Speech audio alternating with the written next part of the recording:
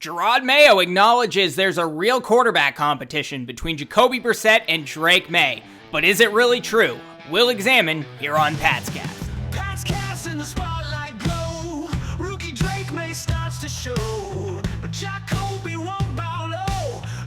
Welcome to Pat's Cast. I'm Brad Whitaker. Good to be with you. We're brought to you in part by ExpressVPN. Visit expressvpn.com/PatsCast to get 3 months off of a 12-month annual plan. Again, that's expressvpn.com/PatsCast. But Jerod Mayo, in his presser, has acknowledged that the Patriots have indeed a quarterback competition between Jacoby Brissett and Drake Maye. And this is a change in narrative between what Jerod Mayo had said back on July 23rd and what he said today on August 19th. Remember, back on July 23rd, and this is via Mike Kavlik, he said, quote, "I don't think there's any doubt Jacoby Brissett is the starting quarterback at this point in time." Now, fast forward about 4 weeks later, here we are, August 19th, Jerod Mayo said, "We don't have a starting quarterback right now. When it's time, we'll announce that. Drake Maye could absolutely be QB1, so could Jacoby."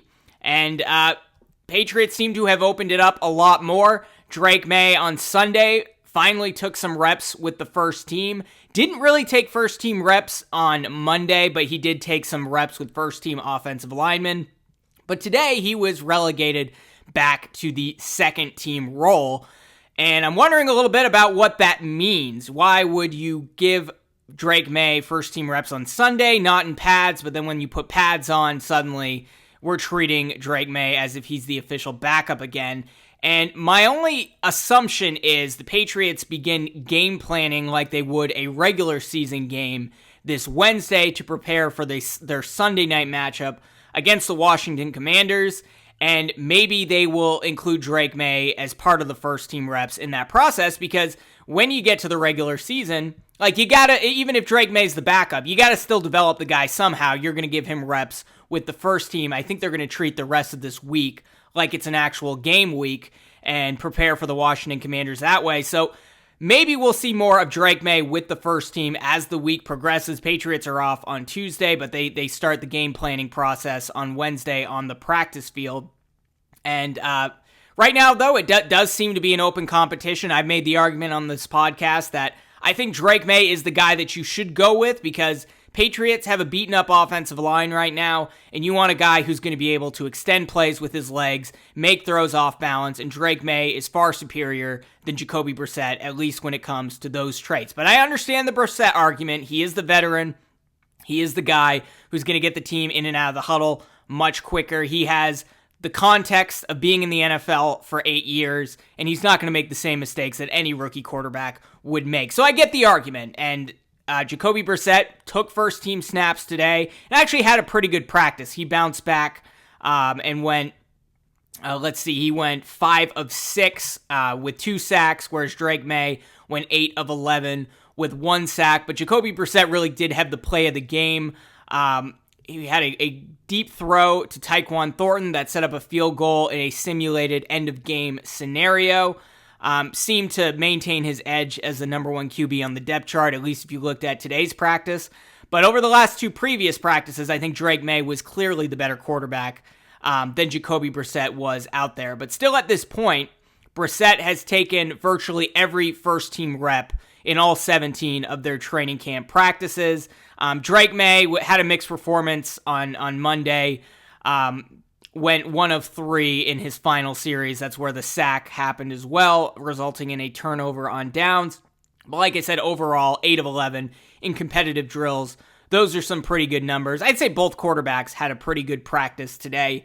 But, I do have some concerns about putting Jacoby Brissett out there, because I don't think he is as good in an actual real game situation as he is in practice. And this is normal. Like, this happens all the time in all sports. And, look at me. I never played football growing up, but I did run cross country. We had a guy on the team named Jared Snell in high school, and every practice he would be like our top runner. And in workouts, he would be our number 1 guy. But then when we got to actual meets, he'd be like our 4th or 5th finisher.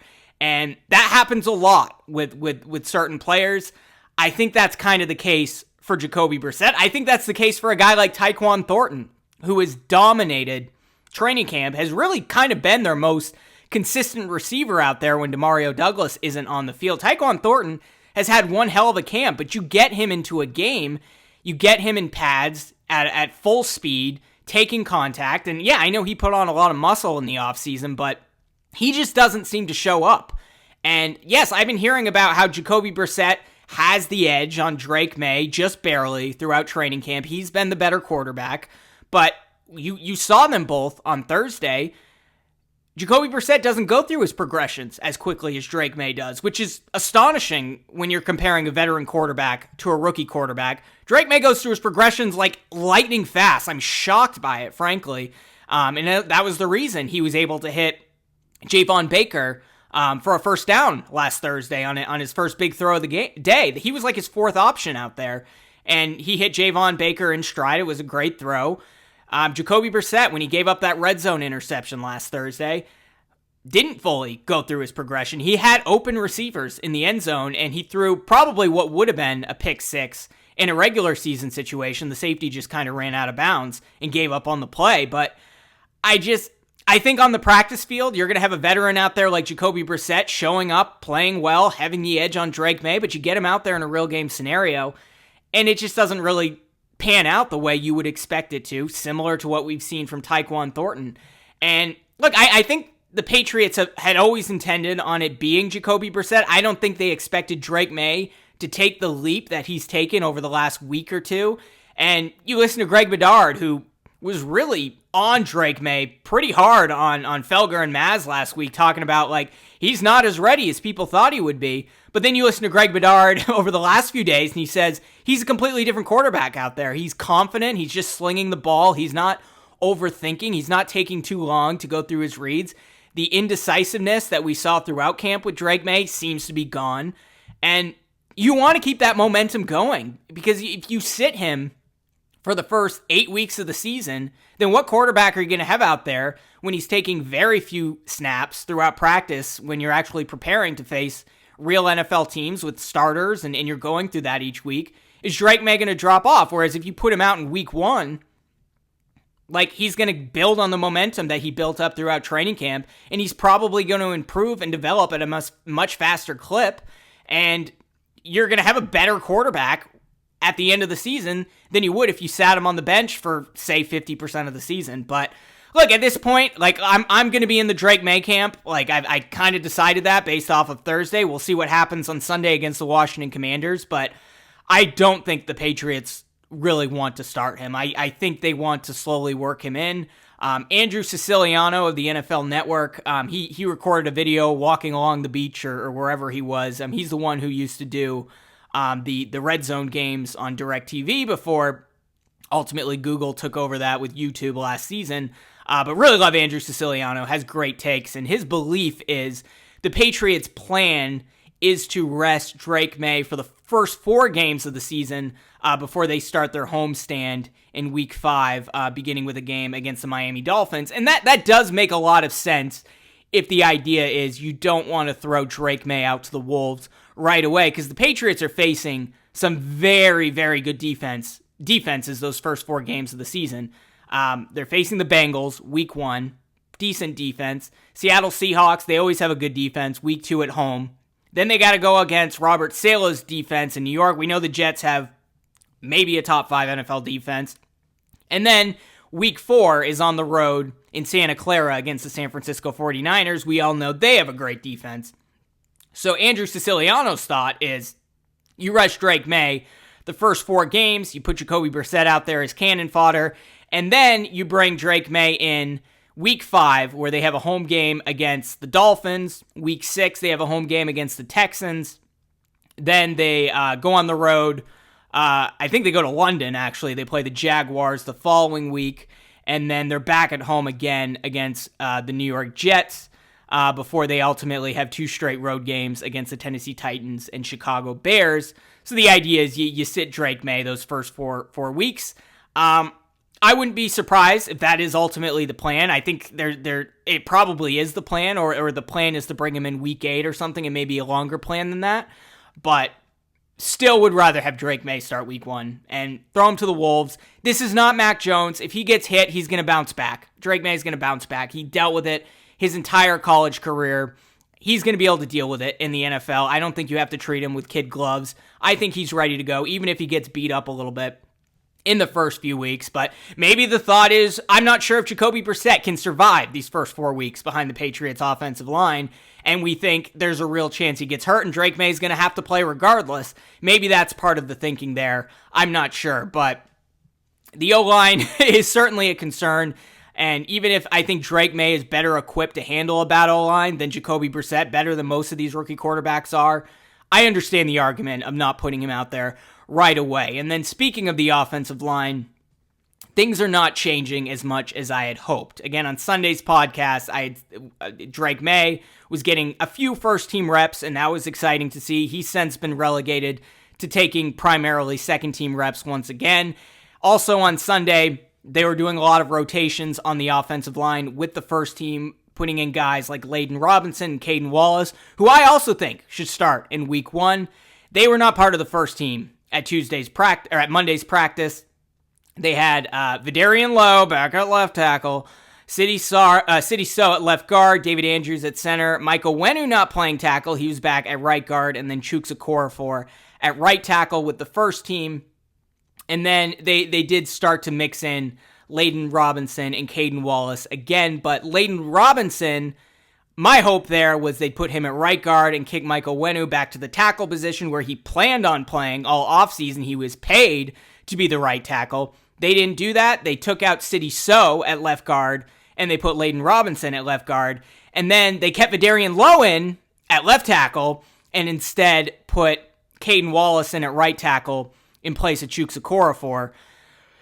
So with that in mind, it looks like Vidarian Lowe is probably going to be the starting left tackle, at least in week 1, if I had to guess. And I was talking earlier about practice athletes, guys who play very well in practice and then they show up on the field and they don't play well. I think Vidarian Lowe is that guy. You know, he's thin, he's nimble for an offensive lineman. He can run that wide zone scheme very well. And from everything I've heard, he's had a tremendous training camp, but is it going to happen on the field? Vidarian Lowe gets beat up every time I see him in a real game situation. Mac Jones got his head taken off the other day because of Vidarian Lowe on a chip block from the halfback. They were double teaming the pass rusher, and he still got to the quarterback. Vidarian Lowe wasn't able to stop him, even with the halfback's help. I don't know. I guess the idea is Vidarian Lowe's earned it. He worked hard this offseason. He's had a good camp. He's earned the starting job, and then we'll assess if he's consistent enough out there to keep it. Again, my ideal situation, you drafted Caden Wallace to play left tackle. I think in real game situations, he's going to be an improvement from Vidarian Lowe. I think he should start at left tackle right away. I think it can't get much worse than Vidarian Lowe. And then you keep City So at left guard, where he's played all training camp. Of course, David Andrews at center. And then you kick Michael Wenu over to right tackle and put Layden Robinson at right guard, the rookie. But that's not what they're doing. The idea is the Patriots want to solidify the guard positions and the center position so they're not creating any holes there. And then Jacoby Brissett or Drake Maye can worry about the tackles by stepping into the pocket more with Chuks Okorafor and Vidarian Lowe out there in the starting unit, or maybe Caden Wallace is out there week 1. We'll see. But don't like seeing Caden Wallace at right tackle. If the plan all along was to put him at left tackle, maybe the long-term plan now is you have Caden Wallace at right tackle and you address left tackle next offseason, but don't love it. Don't love it. Also, Nick Leverett, who's basically the backup center, he was absent again today. Hopefully he's not too beat up and we see him on the field soon, because there is a big drop-off at that center position after Nick Leverett. You start with David Andrews, who's very reliable, Nick Leverett, who's more than competent, but then you have guys like Liam Fornadell and Charles Turner at this. Or I don't think Charles Turner plays center, but Liam Fornadell, who's had a pretty good camp at center, really struggled in the preseason game last Thursday. And haven't heard much about Antonio Maffei being at center, but I know he struggled there all of camp. I think that third spot is Fornadell's job, no matter how challenging his game was last Thursday. But Patriots are still working out the offensive line. They still have a number of different combinations, but as of right now, it still looks like Vidarian Lowe is at left tackle, and I would expect that to stay the case as we head into the regular season, but hey, I hope I'm wrong. Some good news, Austin Hooper returned at the tight end position. He was out with an injury at the last couple of practices, left Saturday's practice about midway through, but he was back on the field, which is good because you're kind of stuck with Mitchell Wilcox and Jaheim Bell, who's just learning things at the tight end position, if Hunter Henry and Austin Hooper aren't on the field. But Hunter Henry was absent once again. Josh Uche was out in sweats, but he was not a participant. Calvin Anderson was gone. Austin Hooper was limited today. And of course, Kendrick Bourne, Taki, and Cole Strange are all on the PUP list at the moment. Dietrich Wise had a very good practice today with a sack pickup.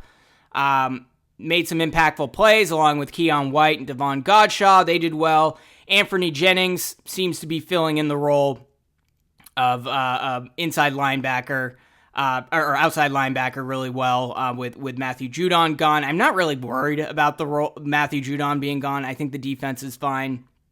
And then Jonathan Jones was back out there in his starting role at outside cornerback. Excuse me, with Marcus Jones holding down the nickel spot. And that's really what you want out there with their DBs. The ideal lineup is Christian Gonzalez, Jonathan Jones, and Marcus Jones are all healthy out there. And then I'm really not worried about the cornerback position. I'm not worried about the defense as a whole if those guys are out there and they're healthy. But the defense isn't the issue. We all know it's the offensive line and who's going to start at quarterback. And I think they got enough depth at receiver, and if the tight ends are healthy, then I'm not really as worried about those positions as well. And then finally, kicking competition remains tight between Joey Sly and Chad Ryland.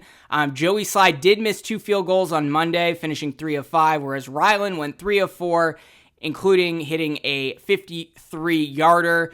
Their stats are apples to apples throughout training camp, and I think the only reason there is no competition is because the Patriots, Jerod Mayo, don't trust Chad Ryland.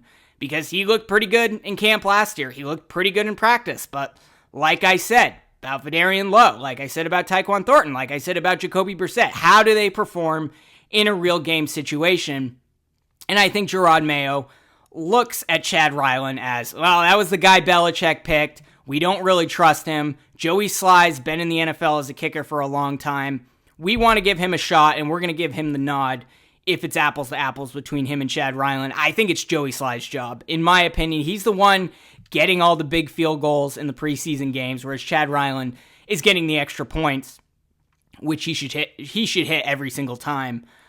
So I think they want to give it to Joey Sly, but that competition will remain open likely until they start to make cuts early next week. But Patriots have an off day on Tuesday, unless there's any breaking news. We'll have an off day as well here at Patscast before coming back on Wednesday after their practice there, and they're going to begin preparation, real game scenarios with the Washington Commanders. Greg Bedard says the Patriots were working off cards for the first time at training camp today. That's something Bill Belichick always did. It's how you prepare for opponents. You have your little notes with you throughout practice to make sure everyone's aligned, everyone's on the same page. Jerod Mayo has not embraced that so far throughout training camp up until today. And considering they're preparing for the Commanders like it's a real game situation, I mean, it is a real game, but they're going to prepare for it like a regular season. I would expect the team to continue to work off cards throughout the rest of the week. But we'll be back throughout the rest of the week. If you like this video, be sure to smash that like button, subscribe to the channel, hit that notification bell, or subscribe if you're listening on Apple Podcasts or Spotify, and we'll see you throughout the week. Pats cast in the spotlight glow. Rookie Drake May starts to show. But Jacoby won't bow low. Who will lead the team to the show? In the huddle, stories told. Young blood in the heart of old. Who will rise and who stays bold? Pats cast keeps us on the road. Pats cast you never miss. Every throw and every twist. Pats cast is pure bliss. QB showdown can't resist.